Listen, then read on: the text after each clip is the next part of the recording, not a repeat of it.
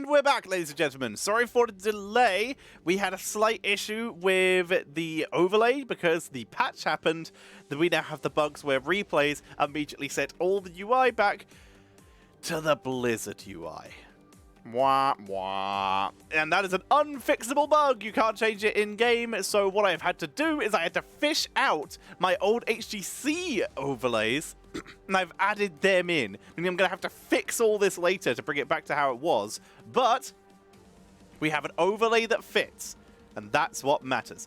Today we're going to be casting a... Oh, hang on. I also need to invert my camera again because I just had to mess around with that. Mouse and keyboard, invert, drag scroll. There we go. We Gucci. There we go. Much better. So, we're going to be casting a replay game today from NGS. Once again, we are in Division A East. And today we will be covering the wonderful series that is going to be Phoenix Rising Xanthite versus Tricky Gooses. I have the map bans for you here, but I do not know who did which. It is Battlefield of Eternity, Alterac Pass, Garden of Terror, and Braxis Holdout, with our first game going to be on Dragonshire. I also cannot bring you the draft, obviously, because these are replay files, but hopefully you'll forgive me and we will enjoy the game. Let's get into the game, ladies and gentlemen, and get this underway. Did my overlay fix work? Looks close enough. That'll do. Let's get into the game. Ladies and gentlemen, welcome back. Let's move on in. We are going into game number 1 of this best of 3 series, whereas on the left-hand side, we have Phoenix Rising Xanthite with Grand Paladin on the Uther, Iron on the Brightwing, Hiver on the Cassia, the Lazy Hydra will be on that Gul'dan, and Joshua Scott will be playing the Sonya. Whereas on the right-hand side, it shall be Tricky Gooses with Elf Boy going to be playing on the Diva. Is that a Critical Role reference, I wonder? Carpe Diem will be on that Sylvanas, Duck on the ETC, Birdie on that Sergeant Hammer, interestingly enough. And that is going to be the Legendary Key. They will be on the Stukov. I am Tetcher. And we are underway. Immediate stun from Grand Paladin to start off with some damage. The spear from Joshua Scott does not land. We're going with a Silver Touch Uther here from Grand Paladin. For starters, the fact that Uther is being played by Grand Paladin pleases me greatly. Good job, teams. You have pleased your lord. As Duck, 3-man power slide as Birdie sieges away at Hydra, trying to finish the job. Right-wing phase shift. Hydra able to back out of range and saves the day. Stays alive here. Good start. Oh, I remember this overlay. It's pleasing to me. Maelstrom rounds for Sergeant Hammer, going with the extra burst damage in or out of siege mode. Nicely done. Q stacking quest for Cassia at level 1, pretty standard here, and Echoed Corruption, old standard here for the Lazy Hydra, although we are seeing quite a few people jumping back into the old style W build. It is incredibly annoying. Joshua Scott, who has a very favourable matchup into this Diva, especially a slam build, will continue to evolve over time, and it is going to be a Might of the Banshee Queen for Carpe Diem, seize the day and siege the camp. Objective, spawning it pretty quickly here. Top available for Diva to grab, as currently Joshua Scott doing the double soak for the team here. It's Tricky Gooses.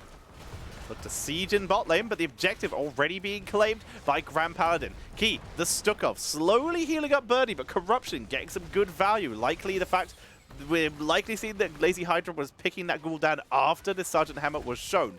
Sonya and Diva both double soaking, but that allows Sonya to mess with the rhythm a bit and will take control of that top objective for just a moment. Lurking Arm cuts off the objective straight away. Tricky Gooses trying to control the point, trying to zone and control these early stages of the game.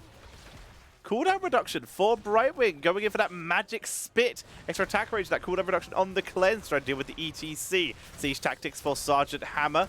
Prog Rock for ETC. Pretty normal talents across the board, like out of everything. The Silver Touch Uther going with that Holy Shock is maybe the most out of the ordinary, but it's still good poke. Will outrange Sergeant Hammer once you have fully stacked up. Birdie gets harassed in. You see Lazy Hydra try to flank from the side. Uther gets the stun on Birdie, but is killed off quickly with a power slide from Duck. Tricky Gooses holding control. Elf Boy making their way back down to mid lane, trying to get more XP. Means they will not control top anytime soon, but they will continue to get a small XP lead from this. Hydra blasting away. Hydra trying to zone this out as Birdie is causing a lot of grief here. Sergeant Hammer value. 4-man push with a double soaker. It's working quite well. The 4-man reaction from Phoenix Rising Xanthite is pretty solid here, but so far has not proven to be enough. Grand Paladin trying to get onto Birdie. Cannot keep up yet. Let's have a quick look at our stack so far. Oh my god, I forgot how much space this took up. It's huge! 19 stacks on Echoed Corruption, 48 on Silver Touch, 12 on Prog Rock, and Iron is caught in the lucky arm and will be taken out as we hit level 7. However, trying to turn it round, trying to go hard, but not able to find another kill. Level 7, like we already said, is online. Hover Siege, baby! They're pushing in. Targeted excision from the Stukov. Keep the team alive that way. Battle Rage for Sonya, who is already starting on a bruiser camp here. Uther going with that Guardian of Ancient Kings. Trying to keep the team alive with a little bit of extra armor. Brightwing's got the cleanse in this case, and they are still going for a peekaboo on that side. Some spell power for the Gul'dan. Nothing too far out of the ordinary. Polly onto Carpe Diem, not turning it into anything, and they're just going to back up, reset, wait for their own minion wave. Festering Wounds for Carpe Diem. Going with a more burst-style build here. Double channel. Finally in favor. First time we've had a double channel all game. This time in favor of Tricky Gooses, who are trying to hold the point. Force Grand Paladin off. Channel for Carpe Diem, but the corruption is too slow. First Dragonite of the game goes over to Tricky Gooses. They'll begin pushing into the middle lane. Bot still getting sieged. Hammer still going. They're going to cause some pressure and just try and push their way in here. Dragonite getting slowly drained, and it's already down to 30% with 40 seconds left. Good clearing so far by the Lazy Hydra, getting some good value out of this. Gonna make their way into the bottom lane. Hydra stunned out. That's a good power slide, but the lurking arm from Key. Not enough at this stage. Hydra able to escape the pain. At least at this early stage. Armor helping them for now, but Birdie is just continuously, relentlessly blasting away at the buildings. But it's Sylvanas Carpe Diem who is going to drop to the crowd control, and Duck getting focused down here, dropping low as Joshua Scott was able to make their way in and try and join the fight. Duck healed up by Key though, they will stay alive. That is a level 10 advantage for the members of Tricky Gooses. Phoenix Rising Xanthite not too far behind. Might have the chance to turn this round later on as they will hit level 10. Mosh Pit, micro missiles, and the much bigger missile with the BFG coming in for Sergeant Hammer. Wailing Arrow for Sylvanas Stukov. Likely going to be Flaming Swipe, but Massive Shove will still work out very well for them if they choose to do so. Phoenix Rising Xanthite. Blessed Shield. Nothing too hyper-aggressive. We do go for the Massive Shove for Key. Wrath of the Berserker. Valkyrie to try and catch people. Horrified to uncatch them. And Blink Heal for the Brightwing. Siege camps for both teams. A little bit slower for Phoenix Rising. As Birdie blasts away at Paladin. Big stun from Duck. Mosh Pit interrupted by the Polymorph, but Wailing Arrow is able to catch Uther. Ghost healing the team that is already at full. A little bit unlucky there. Birdie blasting away, takes out the Siege Giant so quickly. Lazy Hydra going to make their way in. Knockback onto Hiver.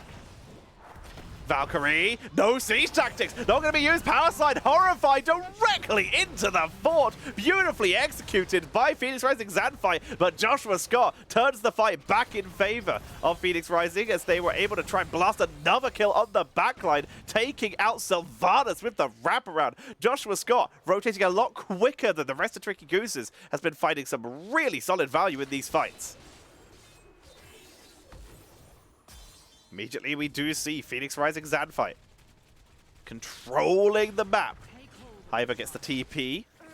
Iron keeping the team sustained. This is going to be a double channel, this time for Phoenix Rising Xanthite. We almost lost the fort and we lost the front wall, or at least the towers for Phoenix Rising in the center point.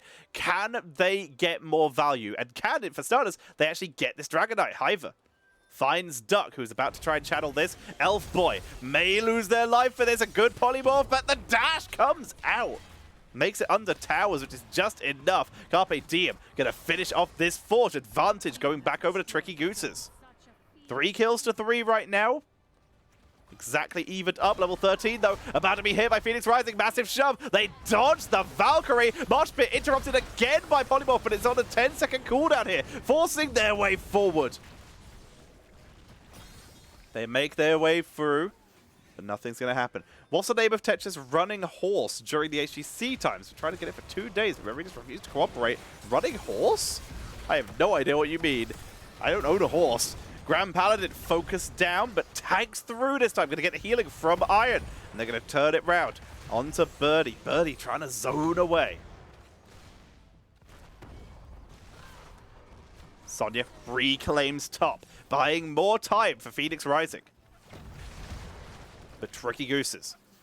The hammer trade continues to roll steadily down the line. Oh, co-caster. For HGC China, it was Kendrick Swish. For Open Division, it was Grubby. As we're going to see the push for Tricky Gooses. Trying to make their way in. Mosh Pit still off cooldown, technically. Because technically they haven't actually got a Mosh yet. It's going to be another triple shot for Diva. Going for a little bit of extra damage. Encore for ETC. Well met for Uther. And again, the poly, but this time a Horrify taking the kill. Divine Shield is dropped. Valkyrie will not land. Self-destruct to try and finish someone as Hiver is getting focused down. Here comes the phase shift, but it is too slow. 1 for 1 in these fights. Tricky Gooses siege a little bit more, but they will back up. Losing their front line makes it a little bit harder to stick around and justify taking those contestants.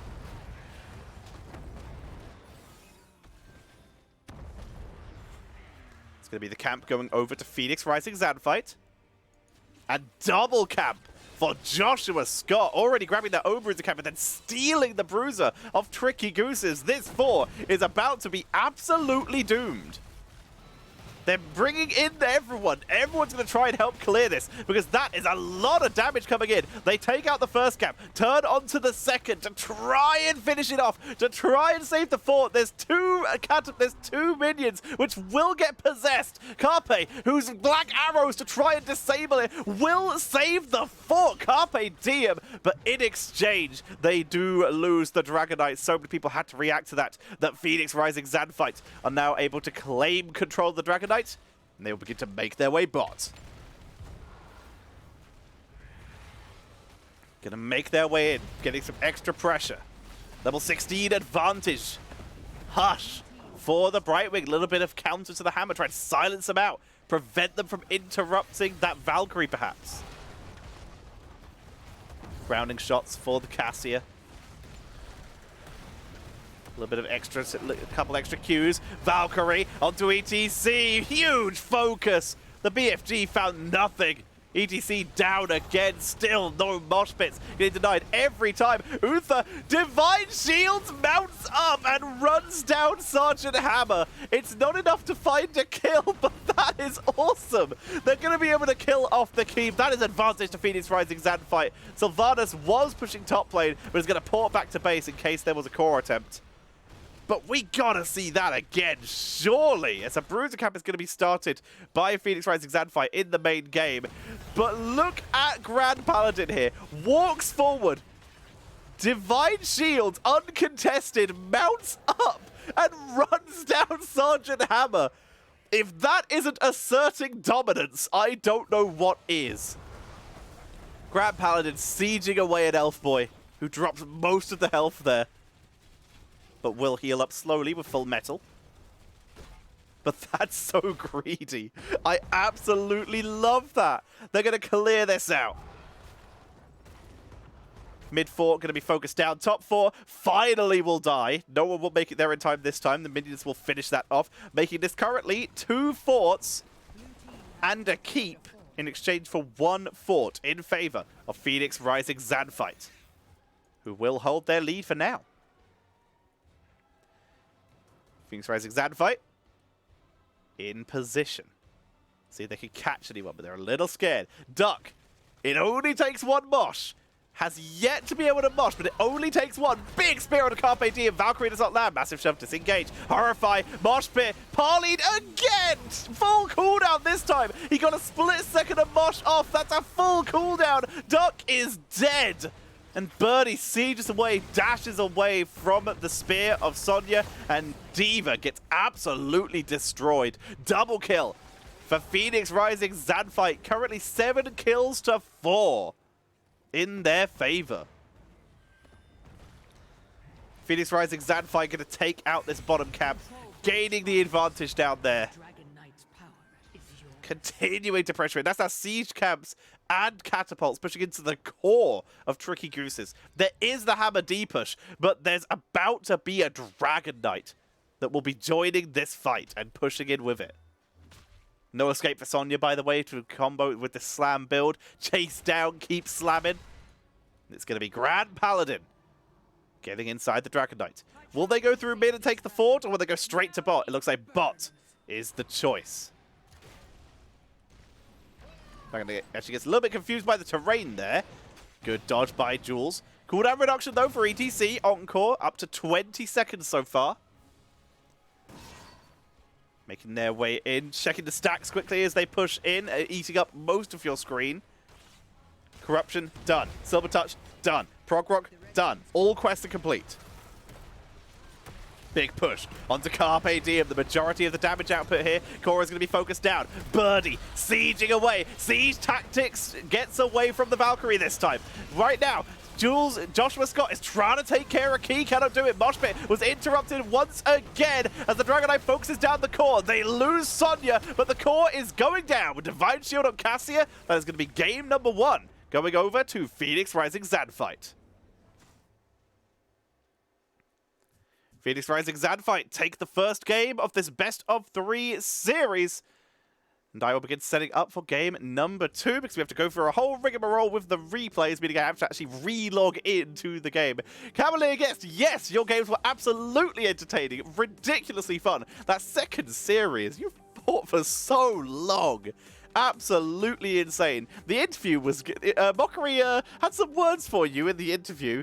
All in fun, I'm sure, but very BM. Excuse me. Alrighty. So, I need to log back into Heroes because, thank you, Blizzard. Replays. I mean, I'm just glad they work. Sometimes they just kill them and break them every single time.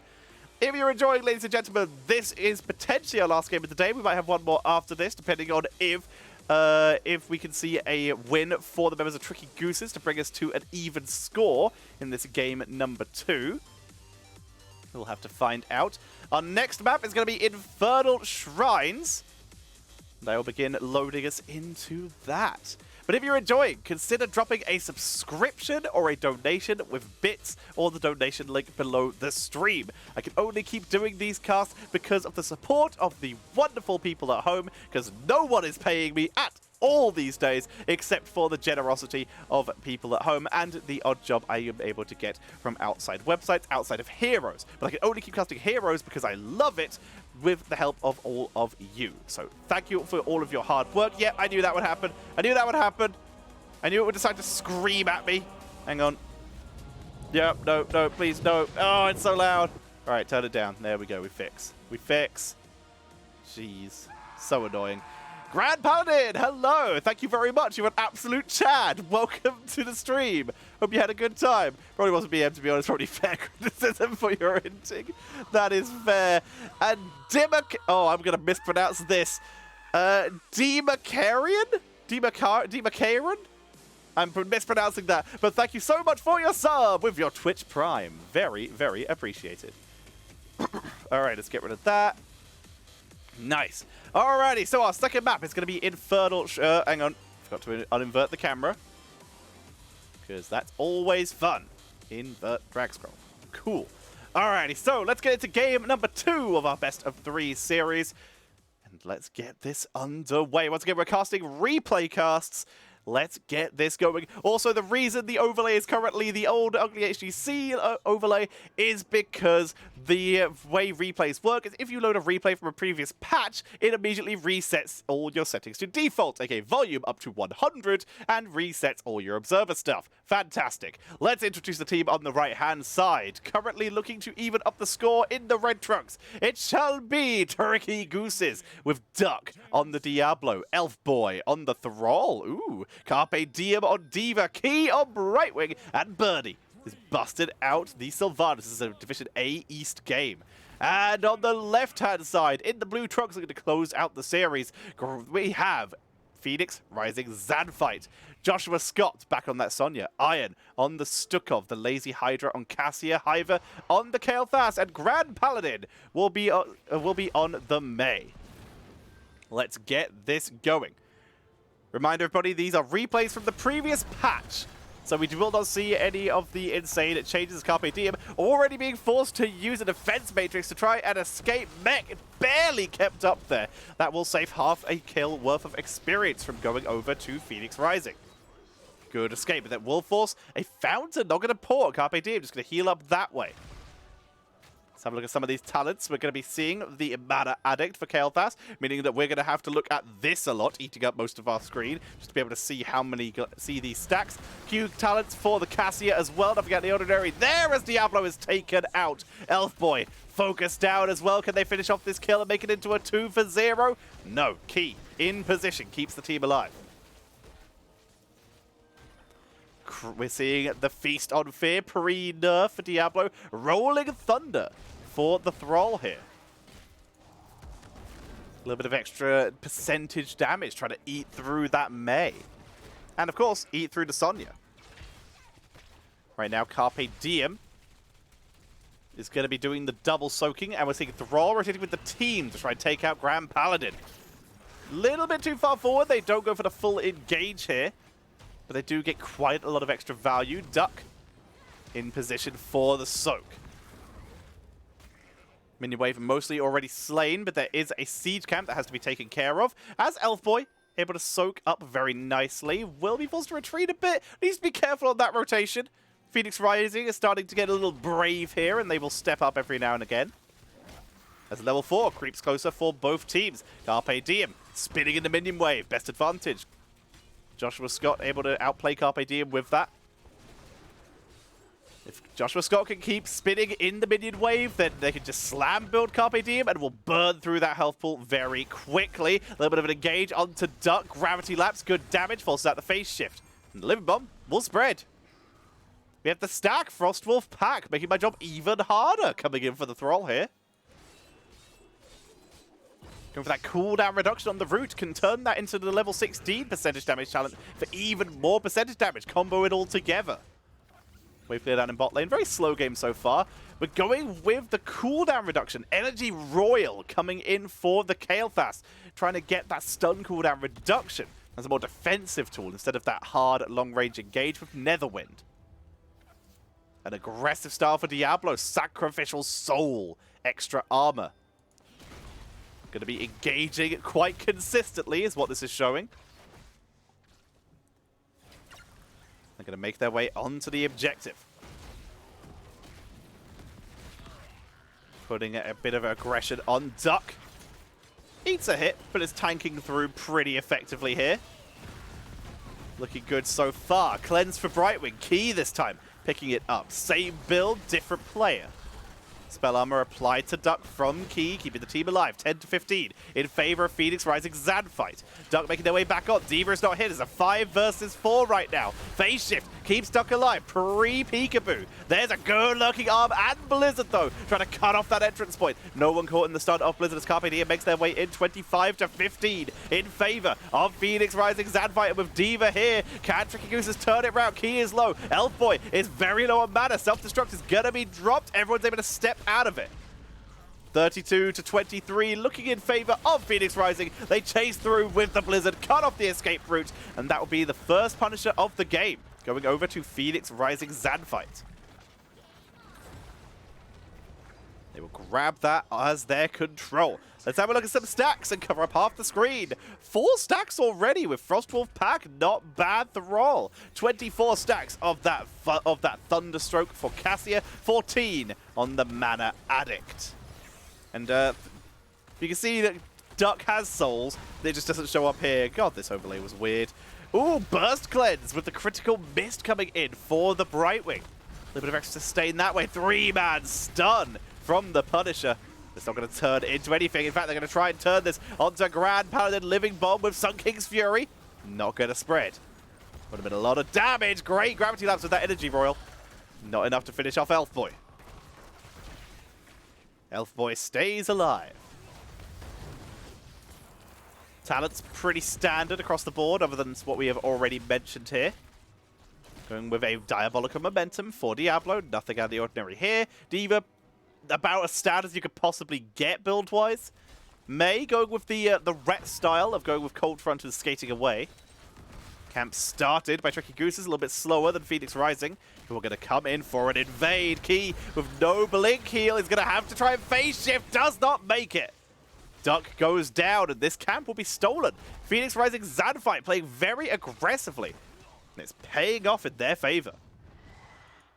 Top getting pushed in. Joshua Scott making the most of the fact it's a favorable matchup into D.Va. Mid. Double Impalers. They're going to wipe out this fountain. And bot lane. Not looking too hot either. Hiver sieging in using that Kael'thas wave clear.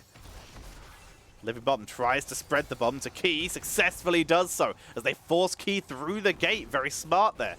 Meantime, ooh, was that the stacks lost?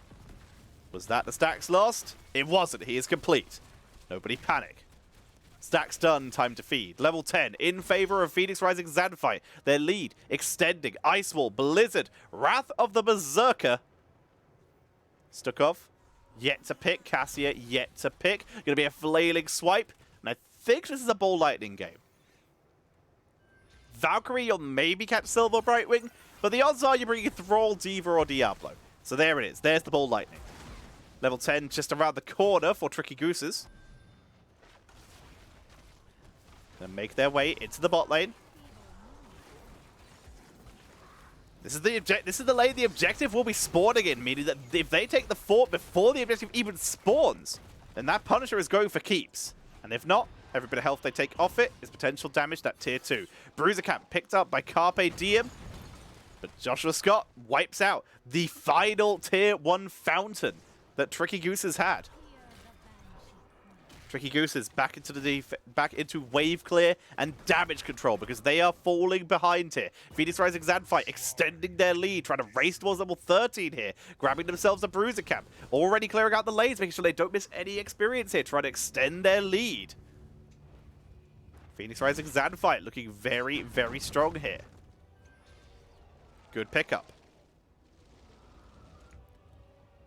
5-man move out from Tricky Gooses. They were trying to see if they could catch Sonya, but Joshua Scott shows in top lane. Instead, Lazy Hydra will be the target. Ice Wall splits the team in two, meaning Duck is all alone on this. Gets the engage. The root comes out from Elf Boy, and they will get the kill onto Cassia. Souls complete for Duck as well. Nicely done with that engage. Let's see that again. That was actually a really well executed play. Currently, the objective has been started, but keep an eye on this. The Ice Wall comes out. Elf Boy moves in, and Sylvanas is able to get with the Haunting Wave over the wall, and that's enough damage for them. Key comes in with a Blink heal as well, and they're able to execute that well enough. We just lost Thrall in the fight as Joshua Scott joins in and gets a huge burst of damage. The pressure is being applied very aggressively by the members of Phoenix Rising Xanthite, getting that counter kill with Cassia already respawning, meaning they will likely take this objective as well. It's gonna be a Mortar Punisher. Carpe Diem, knocked in, rooted, no self-destruct, popped out, Ice Wall. That is bad news for Tricky Gooses. Phoenix comes out, and the damage is good. D.Va goes down, Diablo goes down. And that's going to be Phoenix Rising Xanthite winning the objective. They get the camp as well. Capitalize on everything they get here. They're going to get themselves a fort. They're going to get themselves mid pressure. And Sonya is going to go get them XP. Level 13 to level 12. They look for kills here. Trying to get onto Elf Boy. Not going to be enough. Blizzard is burned. Duck in trouble. Birdie trying to turn around, trying to do damage. Gravity Labs just misses, but Birdie right next to the wall. Grand Paladin cuts off the escape, and Birdie drops. Duck spreads the Living Bomb. Now Duck's in trouble. Sylve down, and Duck pulled off, killed out by the Living Bomb as the Blizzard cuts off the escape. The Mortar Punisher took out the fort, and now they're looking for keeps. Phoenix Rising Xanthite in full control of this game. Going to make their way forward, pushing in to try and take out this fort. Ice Wall cuts off May. They're going to try and cuts off Thrall. They take down Thrall. Grand Paladin is rooted in the fort range, but they take that down very effectively. They swap the aggro as Iron was taking it, but it's more than enough to take out the first keep of the game. Spawn timers are still too low to try and end, but Phoenix Rising Xanthite have managed to achieve 2 forts, a keep, and a keep wall is being started by Joshua Scott, who will finally back away now that everyone is respawned and the Punisher has been cleared. At this last fort, ain't looking too hot either as the siege begins. It will survive. But for how long? How long until Tricky Gooses will lose that last fort with Phoenix Rising Xanthite able to find the angles? Siege camp being taken. Let's have a look at the quests here. 36 stacks on that Mana Addict. 42 on Thunderstroke. Back to 20 souls for Diablo. Camp being picked up. Phoenix Rising Xanthite just in full control of the map. You can see the aggressive rotations. They are just 5-manning now. Tricky Gooses. They know they could try and find a fight pre-16, but that window has closed. Phoenix Rising Xanthite hit 16 with this wave, and that is the engage window of Tricky Gooses kind of out of the question here. Full slam build for Sonya. Same build as last time. If it ain't broke, don't fix it, says Joshua. Mid-fort, sieging in. Ice Wall is ready. Blizzard trying to cut off the escape of Birdie. Not enough. They get the fort, though, so instead turn their attention onto Duck, who is taken out. APOC is dropped. Hits no one. Ice Wall gets Thrall. They get the lurking arm, but the cleanse gets Elf Boy out of there. Carpe Diem coming in to buy some time, and Cryostasis has to be used by Grand Paladin to keep them alive. But the front wall, taken out. They dive deep, looking for Brightwing. Key gets away. You can see Phoenix Rising Xanthite backing away, making their way up. They will clear out this Bruiser camp, stealing it away from Tricky Gooses. Next objective is in top laner. They are weakening the very already damaged defenses here. They've dived to Elf Boy again. Birdie haunting waves and will escape for now, but Joshua Scott able to chase down. That's the kill. Elf Boy escapes. Birdie is down. Earthquake will prevent this push from going for at least a little bit. In the meantime, the counter push, Carpe Diem, trying everything they can. They've already used dash. No escape available here. They might have to self-destruct. They probably shouldn't self-destruct. You should just let yourself die here. The self-destruct will not save you. Save it for the next fight as they lose Diva.